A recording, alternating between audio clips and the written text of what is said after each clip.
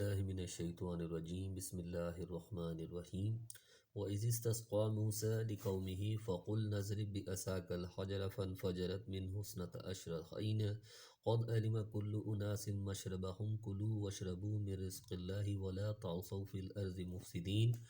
اور جب موسیٰ علیہ السلام نے اپنی قوم کے لیے پانی مانگا تو ہم نے کہا کہ اپنی لاٹھی پتھر پر مارو جس سے 12 چشمے پھوٹ نکلے، اور ہر گروہ نے اپنا چشمہ پہچان لیا، اور ہم نے کہہ دیا کہ اللہ تعالیٰ کا رزق کھاؤ پیو اور زمین میں فساد نہ کرتے پھرو۔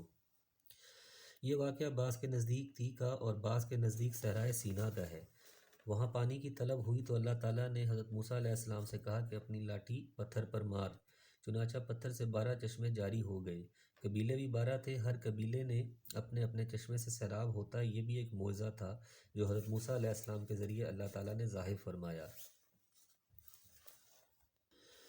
وَإِذْ قُلْتُمْ يَا مُوسَىٰ لَن نَّصْبِرَ عَلَىٰ طَعَامٍ وَاحِدٍ فَادْعُ لَنَا رَبَّكَ يُخْرِجْ لَنَا مِمَّا تُنبِتُ الْأَرْضُ مِن بَقْلِهَا وَقِثَّائِهَا وَفُومِهَا وَعَدَسِهَا وَبَصَلِهَا قَالَ أَتَسْتَبْدِلُونَ الَّذِي هُوَ أَدْنَىٰ بِالَّذِي هُوَ خَيْرٌ اهْبِطُوا مِصْرًا فَإِنَّ لَكُم مَّا سَأَلْتُمْ ضُرِبَتْ عَلَيْهِمُ الذِّلَّةُ وَالْمَسْكَنَةُ وَالْبَاءُ بِغَضَبٍ مِّنَ اللَّهِ ذَلِكَ بِأَنَّهُمْ كَانُوا يَكْفُرُونَ بِآيَاتِ اللَّهِ وَيَقْتُلُونَ النَّبِيِّينَ بِغَيْرِ الْحَقِّ ذَلِكَ بِمَا عَصَوا وَكَانُوا يَعْتَدُونَ۔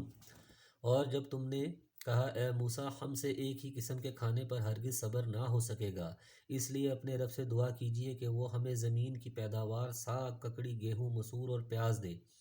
آپ نے فرمایا بہتر چیز کے بدلے ادنا چیز کیوں طلب کرتے ہو؟ اچھا شہر میں جاؤ، وہاں تمہاری چاہت کی یہ سب چیزیں تمہیں ملیں گی۔ ان پر ذلت اور مسکینی ڈال دی گئی اور اللہ کا غضب لے کر وہ لوٹے۔ یہ اس لیے کہ وہ اللہ تعالیٰ کی آیتوں کے ساتھ کفر کرتے تھے اور نبیوں کو ناحق قتل کرتے تھے۔ یہ ان کی نافرمانی اور زیادتیوں کا نتیجہ ہے۔ یہ واقعہ بعض کے نزدیک تیکا اور بعض کے نزدیک صحرائے سینا کا ہے۔ وہاں پانی کی طلب ہوئی تو اللہ تعالیٰ نے حضرت موسیٰ علیہ السلام سے کہا کہ اپنی لاٹھی پتھر پر مار، چنانچہ پتھر سے 12 چشمے جاری ہو گئے۔ قبیلے بھی 12 تھے، ہر قبیلے اپنے اپنے چشمے سے سیراب ہوتا۔ یہ بھی ایک معجزہ تھا جو حضرت موسیٰ علیہ السلام کے ذریعے اللہ تعالیٰ نے ظاہر فرمایا۔ یہ قصہ بھی اسی میدان تیک کا ہے۔ مصر سے مراد یہاں ملک مصر نہیں بلکہ کوئی ایک شہر ہے۔ مطلب یہ ہے کہ یہاں سے کسی بھی شہر میں چلے جاؤ اور وہاں کھیتی باڑی کرو، اپنی پسند کی سبزیاں دالیں اگاؤ اور کھاؤ۔ ان کا یہ مطالبہ چونکہ کفران نعمت اور استکبار پر مبنی تھا، اس لیے زجر و توبیخ کے انداز میں ان سے کہا گیا تمہارے لیے وہاں تمہاری مطلوبہ چیزیں ہیں۔ کہاں وہ انعامات و احسانات جن کی تفصیل گزری، اور کہاں وہ ذلت و مسکنت جو بعد میں ان پر مسلط کر دی گئی اور وہ غضب الہی کے مصداق بن گئے۔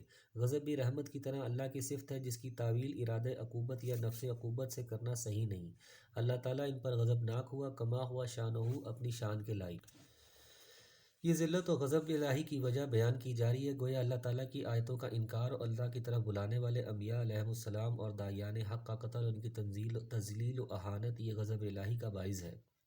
کل یہود اس کا ارتکاب کر کے مغضوب اور ذلیل و رسوا ہوئے، تو آج اس کا ارتکاب کرنے والے کس طرح معزز و سرخرو ہو سکتے ہیں؟ اینما کانوا وحیث ما کانوا، وہ کوئی بھی ہوں اور کہیں بھی ہوں۔ یہ ذلت و مسکنت کی دوسری وجہ ہے عصوا، نافرمانی کا مطلب ہے جن کاموں سے انہیں روکا گیا تھا ان کا ارتکاب کیا، اور یعتدون کا مطلب ہے مامور کاموں میں حد سے تجاوز کرتے تھے۔ اطاعت و فرما برداری یہ ہے کہ مناہیات سے باز رہا جائے اور مامورات کو اس طرح بجا لایا جائے جس طرح ان کو بجا لانے کا حکم دیا گیا ہو۔ اپنی طرف سے کمی بیشی یا زیادتی اعتداء ہے جو اللہ کو سخت ناپسند ہے۔ ان الذین آمنوا والذین حادوا والنصارى والصابئین من آمن باللہ والیوم الآخر وعمل صالحا فلہم اجرہم عند ربہم ولا خوف علیہم ولا ہم یحزنون۔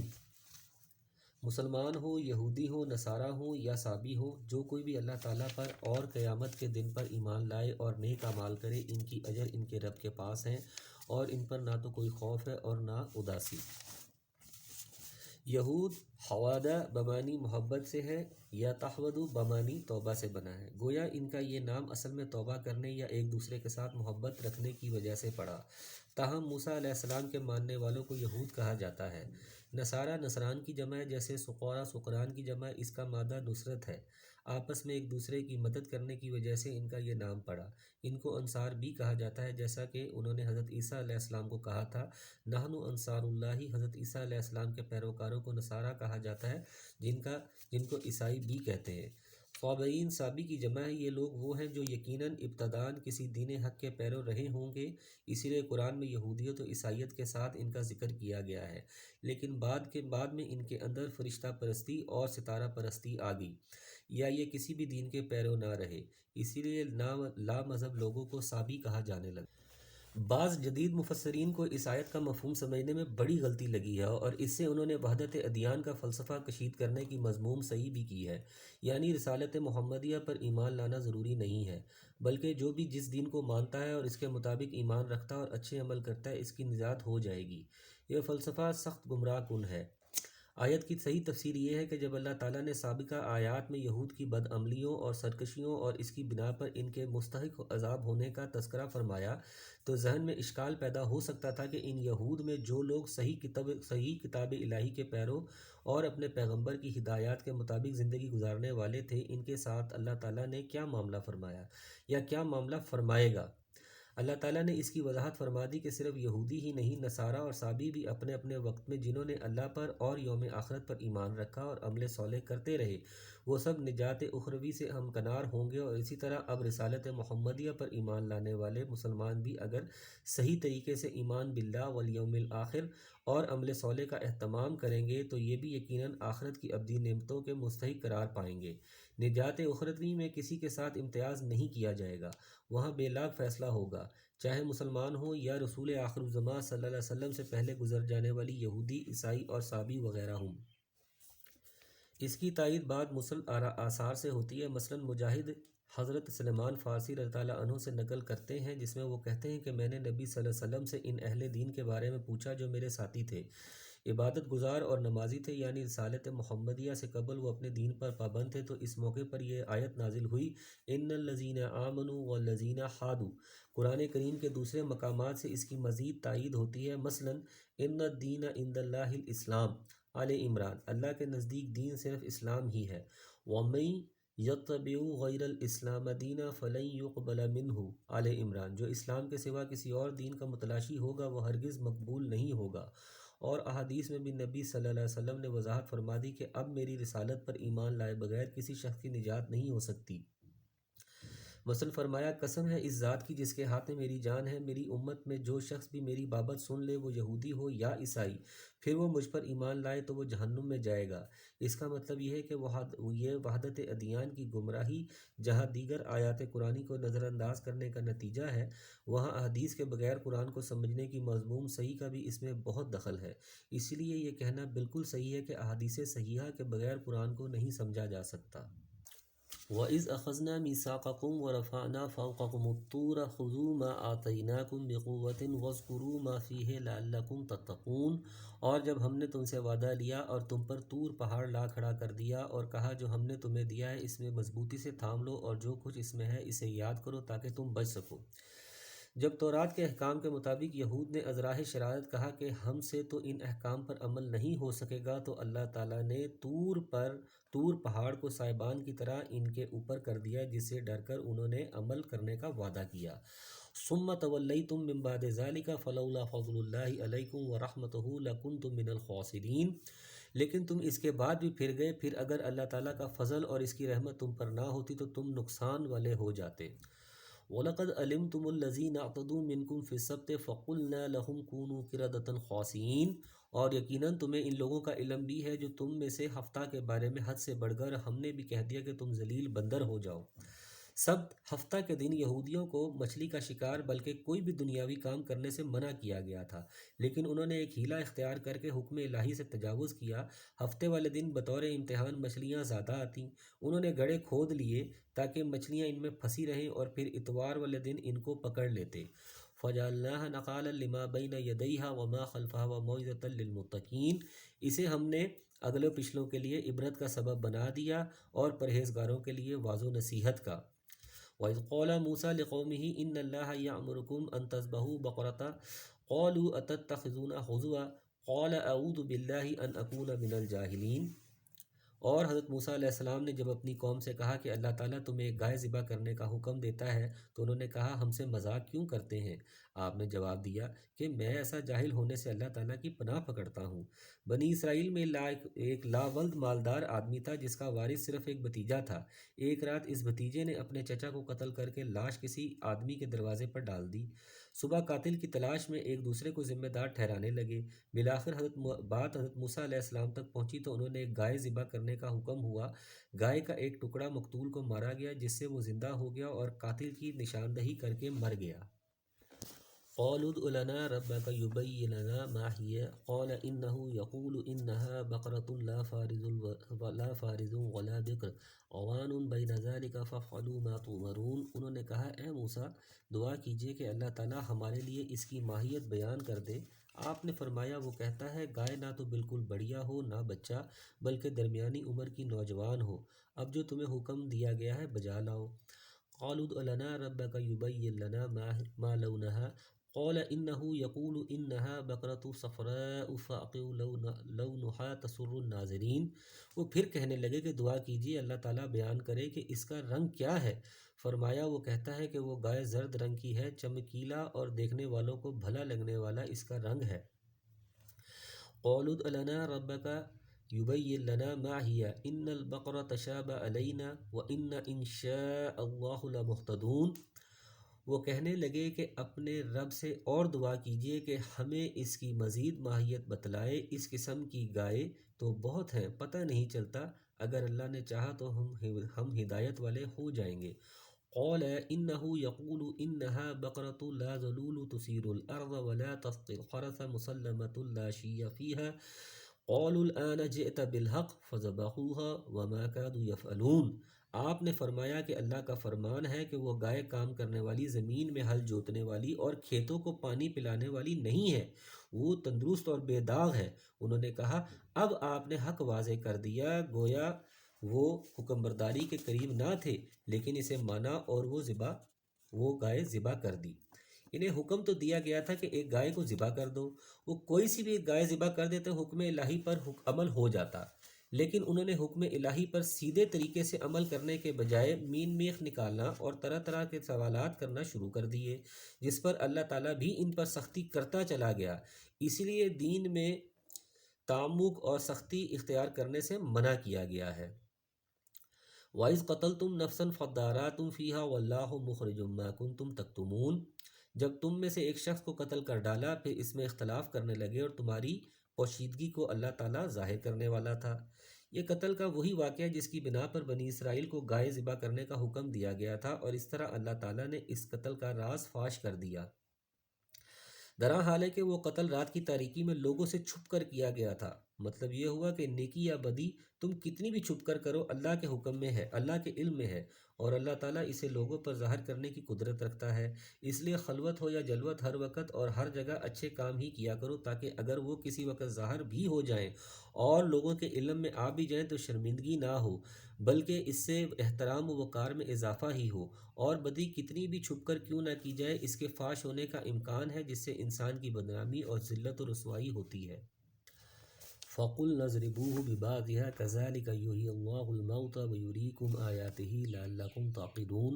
ہم نے کہا کہ اس گائے کا ایک ٹکڑا مقتول کے جسم پر لگا دو، وہ جی اٹھے گا، اسی طرح اللہ مردوں کو زندہ کر کے تمہیں تمہاری عقل مندی کے لیے اپنی نشانیاں دکھاتا ہے۔ مقتول کے دوبارہ جی اٹھنے سے استدلال کرتے ہوئے اللہ تعالیٰ روز قیامت تمام انسانوں کو دوبارہ زندہ کرنے کی قدرت کا اعلان فرما رہا ہے۔ قیامت والے دن دوبارہ مردوں کا زندہ ہونا منکرین قیامت کے لیے ہمیشہ حیرت و استعجاب کا باعث رہا ہے۔ اس لیے اللہ تعالیٰ نے اس مسئلے کو بھی قرآن کریم میں جگہ جگہ مختلف اسلوب اور پیرائے میں بیان فرمایا ہے۔ سورہ بقرہ میں ہی اللہ تعالیٰ نے اس کی 5 مثالیں بیان فرمائی ہیں۔ ایک مثال ثُمَّ بَعَثْنَاكُم مِّن بَعْدِ مَوْتِكُمْ البقرہ میں گزر چکی ہے۔ دوسری مثال یہی قصہ ہے۔ تیسری مثال دوسرے پارے کی آیت نمبر 243 موتوا ثم احیاکم، چوتھی آیت نمبر 259 نمبر فَأَمَاتَهُ اللَّهُ مِئَةَ عَامٍ ثُمَّ بَعَثَهُ، اور 5ویں مثال اس کے بعد والی آیت میں حضرت ابراہیم علیہ السلام کے طیور اربع 4 پرندوں کی ہے۔ ثم قست قلوبكم من بعد ذلك فهي كالحجارة أو أشد قسوة وإن من الحجارة لما يتفجر منه الأنهار وإن منها لما يشقق فيخرج منه الماء وإن منها لما يحبط من خشية الله وما الله بغافل أما تعملون۔ پھر اس کے بعد تمہارے دل پتھر جیسے بلکہ اس سے بھی زیادہ سخت ہو گئے، بعض پتھروں سے تو نہریں بہہ نکلتی ہیں اور بعض پھٹ جاتے ہیں اور ان سے پانی نکل آتا ہے، اور بعض اللہ تعالیٰ کے ڈر سے گر پڑتے ہیں، اور تم اللہ تعالیٰ کو اپنے اعمال سے غافل نہ جانو۔ یعنی گزشتہ معجزات اور یہ تازہ واقعہ کہ مقتول دوبارہ زندہ ہو گیا دیکھ کر بھی تمہارے دلوں کے اندر انابت اللہ کا داعیہ اور توبہ استغفار کا جذبہ پیدا نہیں ہوا، بلکہ اس کے برعکس تمہارے دل پتھر کی طرح سخت بلکہ اس سے بھی زیادہ سخت ہو گئے۔ دلوں کا سخت ہو جانا یہ افراد اور امتوں کے سخت تباہ کن اور اس بات کی علامت ہوتا ہے کہ دلوں سے اثر پذیری کی صلاحیت سلب اور قبول حق کی استعداد ختم ہو گئی ہے۔ اس کے بعد اس کی اصلاح کی توقع کم اور مکمل فنا اور تباہی کا اندیشہ زیادہ ہو جاتا ہے۔ اسی لیے اہل ایمان کو خاص طور پر تاکید کی گئی ہے وَلَا يَكُونُوا كَالَّذِينَ أُوتُوا الْكِتَابَ مِنْ قَبْلُ فَطَالَ عَلَيْهِمُ الْأَمَدُ فَقَسَتْ قُلُوبُهُمُ الْحَدِيدُ۔ اہل ایمان ان لوگوں کی طرح نہ ہو جائیں جن کو ان سے قبل کتاب دی گئی لیکن مدت گزرنے پر ان کے دل سخت ہو گئے۔ پتھروں کی سنگینی کے باوجود ان سے جو فوائد حاصل ہوتے اور جو کیفیت ان پر گزرتی ہے اس کا بیان ہے۔ اس سے معلوم ہوتا ہے کہ پتھروں کے اندر بھی ایک قسم کا ادراک و احساس موجود ہے، جس طرح کہ اللہ تعالیٰ کا فرمان ہے تسبح له السماوات السبع والارض ومن فيهن وان من شيء الا يسبح بحمده ولكن لا تفقهون تسبيحهم بنی اسرائیل۔ مزید وضاحت کے لیے سورہ بنی اسرائیل کی آیت نمبر 44 کا حاشیہ دیکھیے۔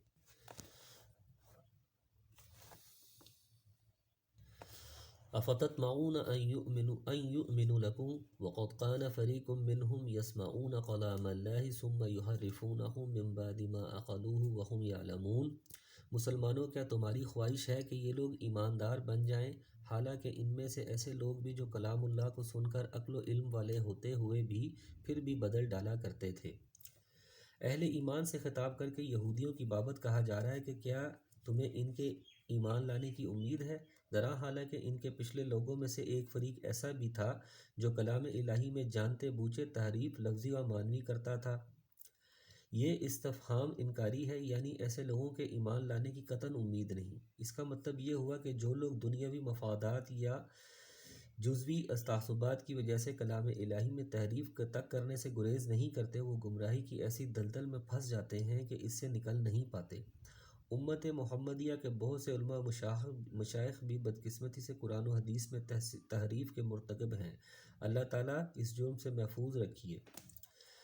وَإِذَا لَقُوا الَّذِينَ آمَنُوا قَالُوا آمَنَّا وَإِذَا خَلَا بَعْضُهُمْ إِلَىٰ بَعْضٍ قَالُوا أَتُحَدِّثُونَهُمْ بِمَا فَتَحَ اللَّهُ عَلَيْكُمْ لِيُحَاجُّوكُمْ بِهِ عِندَ رَبِّكُمْ أَفَلَا تَعْقِلُونَ۔ جب ایمان والوں سے ملتے ہیں تو اپنے ایمانداری ظاہر کرتے ہیں، اور جب آپس میں ملتے ہیں تو کہتے ہیں کہ مسلمانوں کو کیوں وہ باتیں پہنچاتے ہو جو اللہ تعالیٰ نے تمہیں سکھائی ہیں؟ کیا جانتے نہیں کہ یہ تو اللہ تعالیٰ کے پاس تم پر ان کی حجت ہو جائے گی؟ یہ بعض یہودیوں کے منافقانہ کردار کی نقاب کشائی ہو رہی ہے کہ وہ مسلمانوں میں تو اپنے ایمان کا اظہار کرتے، لیکن جب آپس میں ملتے تو ایک دوسرے کو اس بات پر ملامت کرتے کہ تم مسلمانوں کو اپنی کتاب کی ایسے باتیں کیوں بتاتے ہو جس سے رسول عربی صلی اللہ علیہ وسلم کی صداقت واضح ہوتی ہے۔ اس طرح تم خود ہی ایک ایسی حجت ان کے ہاتھ میں دے رہے ہو جو تمہارے خلاف بارگاہ الہی میں پیش کریں گے۔ اولا یعلمون ان اللہ یعلم ما یسرون وما یعلنون۔ کیا یہ نہیں جانتے کہ اللہ ان کی پوشیدگی اور ظاہرداری سب کو جانتا ہے؟ اللہ تعالیٰ فرماتا ہے کہ تم بتلاؤ یا نہ بتلاؤ، اللہ کو تو ہر بات کا علم ہے اور وہ ان باتوں کو تمہارے بتلائے بغیر بھی مسلمانوں پر ظاہر فرما سکتا ہے۔ وَمِنْهُمْ أُمِّيُّونَ لَا يَعْلَمُونَ الْكِتَابَ إِلَّا أَمَانِيَ وَإِنْ هُمْ إِلَّا يَظُنُّونَ۔ ان میں سے بعض ان پڑھ ایسے بھی ہیں کہ جو کتاب کے صرف ظاہری الفاظ کو ہی جانتے ہیں اور صرف گمان اور اٹکل ہی پر ہیں۔ یہ تو ان کے علم کی باتیں تھیں، رہے ان کے ان پڑھ لوگ، وہ کتاب تورات سے تو بے خبر ہیں، لیکن وہ آرزویں ضرور رکھتے ہیں اور گمانوں پر ان کا گزارا ہے جس میں انہیں ان کے علماء نے مبتلا کیا ہوا ہے۔ مثلاً ہم تو اللہ کے چہیتے ہیں، ہم جہنم میں اگر گر گئے اگر گئے بھی تو صرف چند دن کے لیے، اور ہمیں ہمارے بزرگ بخشوا لیں گے وغیرہ وغیرہ۔ جیسے آج کے جاہل مسلمانوں کو بھی علماء و مشائخ نے ایسے ہی حسین جالوں اور پرفریب وعدوں میں پھنسا رکھا ہے۔ فَوَيْلٌ لِّلَّذِينَ يَكْتُبُونَ الْكِتَابَ بِأَيْدِيهِمْ ثُمَّ يَقُولُونَ هَٰذَا مِنْ عِندِ اللَّهِ لِيَشْتَرُوا بِهِ ثَمَنًا قَلِيلًا فَوَيْلٌ لَّهُم مِّمَّا كَتَبَتْ أَيْدِيهِمْ وَوَيْلٌ لَّهُم مِّمَّا يَكْسِبُونَ۔ ان لوگوں کے لیے ویل ہے جو اپنے ہاتھوں کی لکھی ہوئی کتاب کو اللہ تعالیٰ کی طرف کی کہتے ہیں اور اس طرح دنیا کماتے ہیں۔ ان کے ہاتھوں کی لکھائی کو اور ان کی کمائی کو ویل، ہلاکت اور افسوس ہے۔ یہ یہود کے علماء کی جسارت اور خوف الہی سے بے نیازی کی وضاحت ہے کہ اپنے ہاتھوں سے مسئلے گھڑتے ہیں اور یہ بانگ دہل یہ باور کراتے ہیں کہ یہ اللہ کی طرف سے ہیں۔ حدیث کی روح سے ویل جہنم میں ایک وادی بھی ہے جس کی گہرائی اتنی ہے کہ ایک کافر کو اس کی تہہ تک گرنے میں 40 سال لگیں گے۔ احمد ترمذی، احمد حبان والحاکم بحوالہ فتح القدیر۔ بعض علماء نے اس آیت سے قرآن مجید کی فروخت کو ناجائز قرار دیا ہے، لیکن یہ استدلال صحیح نہیں۔ آیت کا مصداق صرف وہی لوگ ہیں جو دنیا کمانے کے لیے کلام الہی میں تعریف کرتے اور لوگوں کو مذہب کے نام پر دھوکہ دیتے ہیں۔ وَقَالُوا لَن تَمَسَّنَا النَّارُ إِلَّا أَيَّامًا مَّعْدُودَاتٍ قُلْ أَتَّخَذْتُمْ عِندَ اللَّهِ عَهْدًا فَلَن يُخْلِفَ اللَّهُ عَهْدَهُ أَمْ يَقُولُونَ عَلَى اللَّهِ مَا لَا تَعْلَمُونَ۔ یہ لوگ کہتے ہیں کہ ہم تو صرف چند روز جہنم میں رہیں گے۔ ان سے کہو کہ کیا تمہارے پاس اللہ تعالیٰ کا کوئی پروانہ ہے؟ اگر ہے تو یقیناً اللہ تعالیٰ اپنے وعدے کے خلاف نہیں کرے گا، ہرگز نہیں، بلکہ تم تو اللہ کے ذمے وہ باتیں لگاتے ہو جنہیں تم نہیں جانتے۔ یہود کہتے تھے کہ دنیا کی کل عمر 7,000 سال ہے اور ہم 1000 سال کے بدلے ایک دن جہنم میں رہیں گے۔ اس حساب سے صرف 7 دن جہنم میں رہیں گے۔ کچھ کہتے تھے کہ ہم نے 40 دن بچھڑے کی عبادت کی تھی، 40 دن جہنم میں رہیں گے۔ اللہ تعالیٰ نے فرمایا کہ کیا تم نے اللہ سے عہد لیا ہوا ہے؟ یہ بھی استفہام انکاری ہے، یعنی یہ غلط کہتے ہیں۔ اللہ کے ساتھ اس قسم کا کوئی عہد و پیمان نہیں ہے، یعنی تمہارا یہ دعویٰ کہ ہم اگر جہنم میں گئے بھی تو صرف چند دن ہی کے لیے جائیں گے تمہاری اپنی طرف سے ہے، اور اس طرح تم اللہ کے ذمے ایسی باتیں لگاتے ہو جن کا تمہیں خود بھی علم نہیں ہے۔ آگے اللہ تعالیٰ اپنا وہ اصول بیان فرما رہا ہے جس کی روح سے قیامت والے دن اللہ تعالیٰ نیک و بد کو ان کی نیکی اور بدی کی جزا دے گا۔ بَلَىٰ مَنْ كَسَبَ سَيِّئَةً وَأَحَاطَتْ بِهِ خَطِيئَتُهُ فَأُولَٰئِكَ أَصْحَابُ النَّارِ هُمْ فِيهَا خَالِدُونَ۔ یقیناً جس نے بھی برے کام کیے اور اس کی نافرمانیوں نے اسے گھیر لیا وہ ہمیشہ کے لیے جہنمی ہے۔ وَالَّذِينَ آمَنُوا وَعَمِلُوا الصَّالِحَاتِ أُولَٰئِكَ أَصْحَابُ الْجَنَّةِ هُمْ فِيهَا خَالِدُونَ۔ اور جو لوگ ایمان لائیں اور نیک کام کریں وہ جنتی ہیں جو جنت میں ہمیشہ ہمیشہ رہیں گے۔ یہ یہود کے دعوے کی تردید کرتے ہوئے جنت و جہنم میں جانے کا اصول بیان کیا جا رہا ہے، جس کے نامہ اعمال میں برائیاں ہی برائیاں ہوں گی، یعنی کفر و شرک کے ان کے ارتکاب کی وجہ سے اگر بعض اچھے عمل بھی کیے ہوں گے تو وہ برائیاں ہی کنسیڈر ہوں گے، بحیثیت رہیں گی، تو وہ ہمیشہ کے لیے جہنمی ہیں۔ اور جو ایمان اور عمل صالح سے متصف ہوں اور وہ جنتی، اور جو مومن گناہ گار ہوں گے ان کا معاملہ اللہ کے سپرد ہوگا۔ وہ چاہے گا تو اپنے فضل و کرم سے ان کے گناہ معاف فرما دے گا، یا بطور سزا کچھ عرصہ جہنم میں رکھنے کے بعد یا نبی کریم صلی اللہ علیہ وسلم کی شفاعت سے ان کو جنت میں داخل فرما دے گا، جیسا کہ یہ باتیں صحیح احادیث سے ثابت ہیں اور اہل سنت کا عقیدہ ہے۔ وَإِذْ أَخَذْنَا مِيثَاقَ بَنِي إِسْرَائِيلَ لَا تَعْبُدُونَ إِلَّا اللَّهَ وَبِالْوَالِدَيْنِ إِحْسَانًا وَذِي الْقُرْبَىٰ وَالْيَتَامَىٰ وَالْمَسَاكِينِ وَقُولُوا لِلنَّاسِ حُسْنًا وَأَقِيمُوا الصَّلَاةَ وَآتُوا الزَّكَاةَ ثُمَّ تَوَلَّيْتُمْ إِلَّا قَلِيلًا مِّنكُمْ وَأَنتُم مُّعْرِضُونَ۔ اور جب ہم نے بنی اسرائیل سے وعدہ لیا کہ تم اللہ تعالیٰ کے سوا دوسرے کی عبادت نہ کرنا اور ماں باپ کے ساتھ اچھا سلوک کرنا، اسی طرح قرابت داروں، یتیموں اور مسکینوں کے ساتھ اور لوگوں کو اچھی باتیں کہنا، نمازیں قائم رکھنا اور زکوٰۃ دیتے رہا کرنا، لیکن تھوڑے سے لوگوں کے علاوہ تم سب پھر گئے اور اپنا منہ موڑ لیا۔